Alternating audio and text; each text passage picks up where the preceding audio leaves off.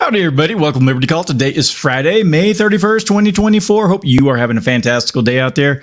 You see my main man, Jake, back here. He is excited, ready for some ball time. So we did a little playing earlier, but it's not quite the same if you're not outside chasing the ball up and down the hill. So anyways, hope you're having a good day. I am still sick, and it's going on almost 2 weeks of this. And yay, it's so much fun coughing up lung butter and nasty stuff. So anyways, looks like the markets were in a better mood today. Looks like even the NASDAQ made a bit of a rally here at the end of the trading session to get just under the flat line. So anyways, all right. Well, if it is your first time watching Liberty Call, if you could do me a favor, give me some thumbs up, a like, a share, a subscribe, a follow, and press the notification bell. All right, let's get into today's numbers and see how things turned out. Dow Jones, wow, really jumped. It was up 1.51%, 575 points. It was up only about 200 points most of the day. So again, I'm not sure what the rally was here at the last few minutes. Closed at 38,686. The S&P 500, which was in the red most of the day, finished up 0.92%. Closed at 5283. NASDAQ finished down 0.01% and closed at 16,735. The VIX fell 10.5% today. It's at 1295. Canada up 0.89%, Brazil down 0.36%, and Mexico down 0.38%. Over in Europe, Germany was down 0.07%, the UK up 0.54%, France up 0.18%. The Netherlands down 0.22%, Spain down 0.14%, Italy up 0.13%, Switzerland up 1.19%, and Portugal up 0.46%. Russian exchanges both red today. The MOX down 2.13%, the RTSI down 2.46%. And the overnights, the Nikkei in Japan was up 1.27%, Australia up 0.96%, New Zealand up 2.37%. In China, the Shanghai was down 0.16%, the Shenzhen component down 0.22%, China A50 down 0.5%, DJ Shanghai down 0.18%, Hang Seng down 0.83%, and the Taiwan weighted when it was last open on the 30th was down 1.38%. So again, I have no idea why the market just took off in the last minute. We'll go and look at the chart here in just a second. Let me bring that up. Yeah, let's... Here we go. Let me bring this up. This is the Dow Jones, and you can see the Dow was, it's opened up pretty, let's see here, it was up about 118 points, and then most of the day it was up, let's see, 75, 80, here in the afternoon, and it expanded out to about, let's see, plus 200 to plus 300, and then again, I don't know what happened here at 3:40 Eastern time. Just it took off and was up another 0.84%. So I'm kind of at a loss. Same thing with the S&P 500. You can see the chart opened in the positive. Spent most of the day as bad as it got, was down about 0.8%, and then again that massive rally. And then the same thing with the NASDAQ, was down as much as 1.7%, and then we know that it ended up just under the flat line. So again, kind of weird. No idea what was really happening, but let's go ahead and look at the weekly numbers and see how things finished off. So starting out with the Dow Jones, it's going to finish the week down about 0.73%. The S&P 500 is going to finish the week down about 1.03%. The NASDAQ finishing the week off down about 1.8%. The Dow Utilities, there it is. It's going to finish the week in the positive, up 2.15%. And the Dow Transports will finish the week off up about 1.19%. So the major indexes finished off in the red for the week, but these more secondary or tertiary indexes finished off again. Massive jump here on this last day of March. So a little strange. Anyways, so I guess somebody dumped some money into the market. So anyways, all right, let's look at the economic indicators that came out this week, starting out with jobless claims. Initial claims came in at 219,000. Forecast was 218,000. Last week's number was 216, so right about the same. Continuing claims came in at 1.791 million. Forecast was 1.8, and last week's number was 1.787, so went up about 4,000 from last week. The Consumer Confidence Index came in at 102.0. Forecast was 96, and last month's number was a 97.5. So pretty big jump there, especially above the forecast. But again, these retards who are out here making these forecasts, I wouldn't expect them to be right on much. The Home Price Index came in at 423.4. The previous number was 423, so did slightly increase. And you can see just, going back 4 years from now, let's see, 4 years ago would have been May of 2020. The home price index was 287, and today we're up over 400. So, and we know the cost of homes is slightly increased over the last year or a couple of years.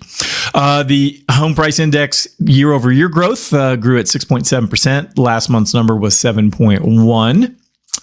GDP, we got the second or the first revision came in. GDP was revised down from 1.6% down to 1.3%, and this is Q1.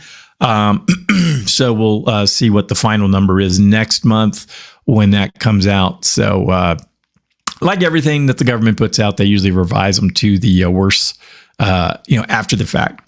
Goods, the trade imbalance or trade deficit came in at 99.41 billion. Forecast was 91.9 billion, so off by about 8 billion there.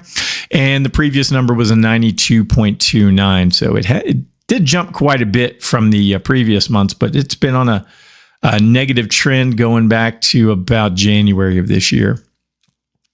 Pending home sales month over month contracted at 7.7%. The forecast was a contraction of 1.1. Last month's number was 3.6 in the growth.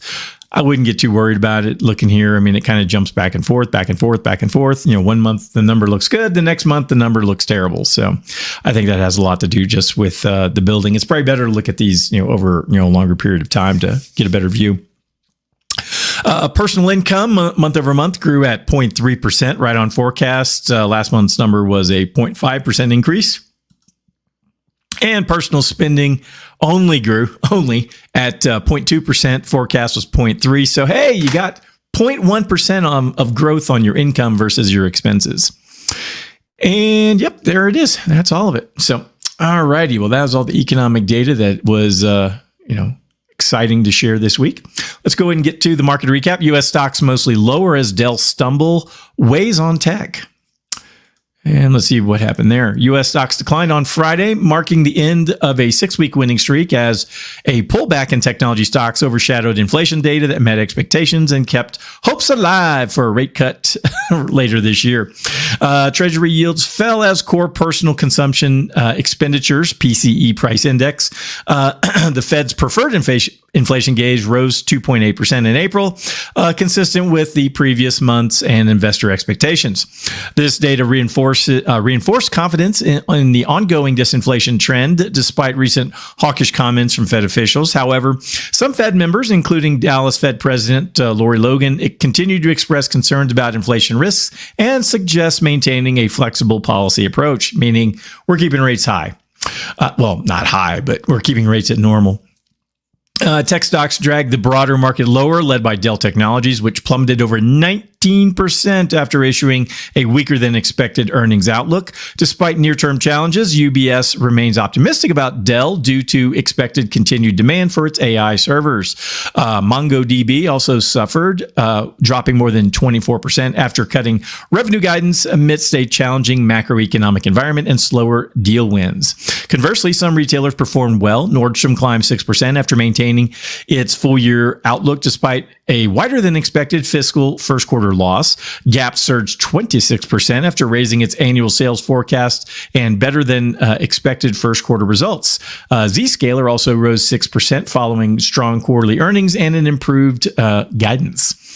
Energy stocks managed to rise despite a decline in oil prices. Concerns about weak demand in the U.S., highlighted by a larger than expected increase in gasoline inventories, offset expectations that OPEC Plus would maintain its production curbs. The organization's decision to hold its June 2nd meeting in person rather than remotely fueled these expectations. Overall, the market's performance was hindered by tech sector woes and cautious sentiment ahead of key inflation data, while some retail and energy stocks provided a counterbalance with positive earnings and outlooks.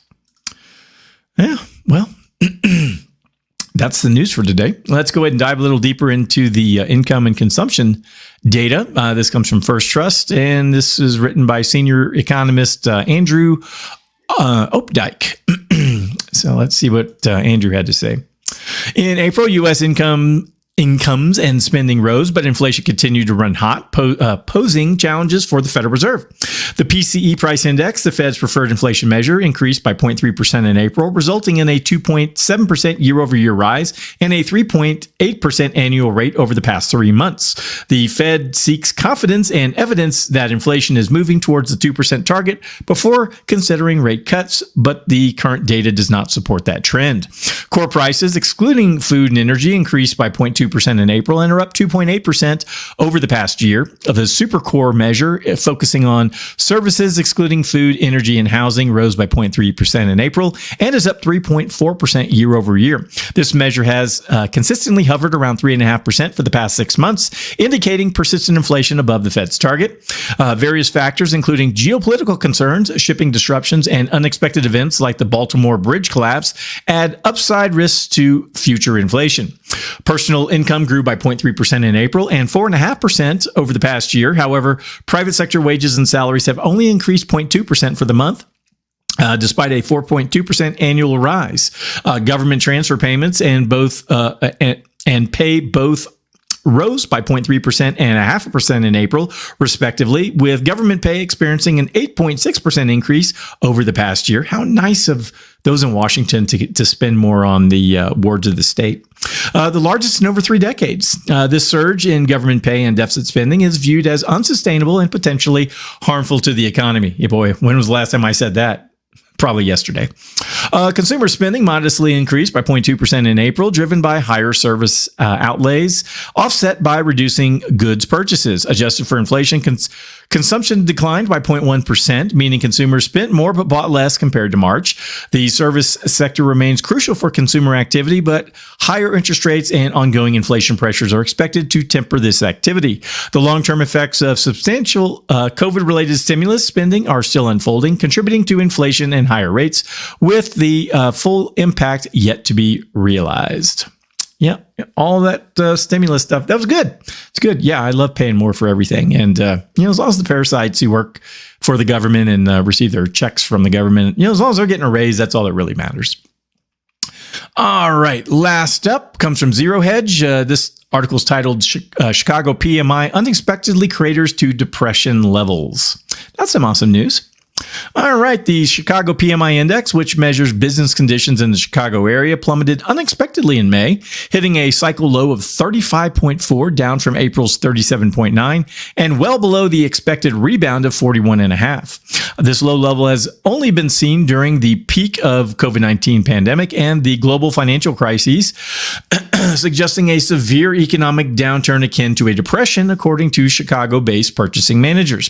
The detailed report reveals a broad-based contraction across several key metrics.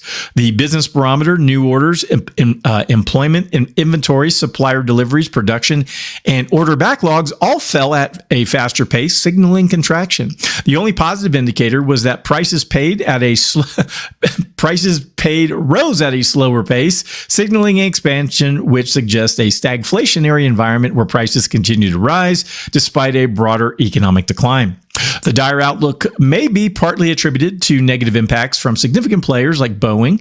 Despite these bleak indicators, there is an expectation that explanations might be provided to justify the economic conditions under the current administration's policies, referred to as Bidenomics. It's good stuff. Overall, the latest Chicago PMI report paints a grim picture of the regional economy, with broad-based declines and rising prices, reflecting a challenging economic landscape. Well, that's awesome news, isn't it? All righty. Well, the Chicagoland area is going down the crapper faster than, it is Chicago. So anyways, all right. Well, that's all the news I had to cover for today. If anyone needs anything from me, please go to DSAFinancialGroup.com. All my contact information is there. Hope everyone has a wonderful weekend, and I shall talk to you again next time if I survive this awful cold. Hope talk to you again. Adios. Bye-bye.